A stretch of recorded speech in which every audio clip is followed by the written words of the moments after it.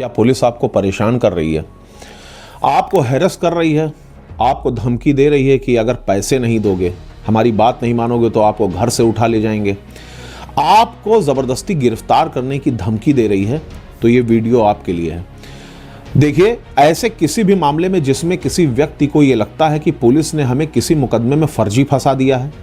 या किसी गंभीर अपराध में ज़बरदस्ती हमें नामित कर दिया है और अब अरेस्ट करने की धमकी दे रही है, तो ऐसे प्रकरण में ही एक व्यक्ति को अग्रिम जमानत याचिका का जो उपचार है, जो रिलीफ है, वो उपलब्ध होता है।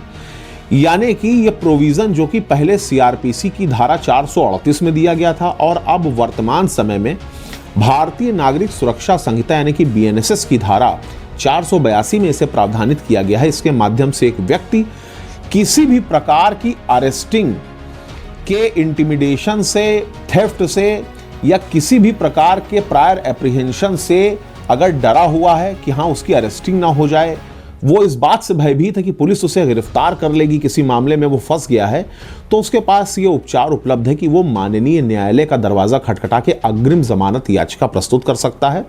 और निश्चित रूप से अगर वो ये साबित करने में सफल हो जाता है कि हाँ उसे ज़बरदस्ती पुलिस द्वारा हैरेस किया जा रहा है, विदाउट एविडेंस उसको ज़बरदस्ती गिरफ्तार करने की कोशिश की जा रही है, apprehension of arrest clear cut दिखाई दे रहा है, तो उस व्यक्ति को निश्चित रूप से अग्रिम जमानत मिल सकती है। देखिए, मैं आपको यह भी जानकारी दे दूं कि अग्रिम जमानत याचिका की जो बेसिक नीड होती है कि किस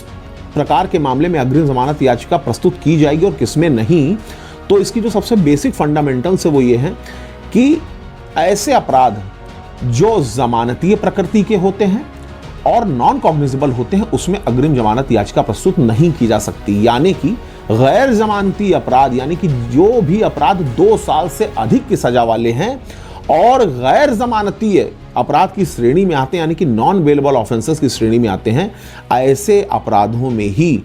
एंटीसिपेटरी बेल यानी कि अग्रिम जमानत याचिका प्रस्तुत करने का प्रावधान है। और साथ ही साथ मैं आपको और एक छोटी सी बात बता दूं कि ऐसे मामले जिसमें अपराध की मैक्सिमम जो सजा है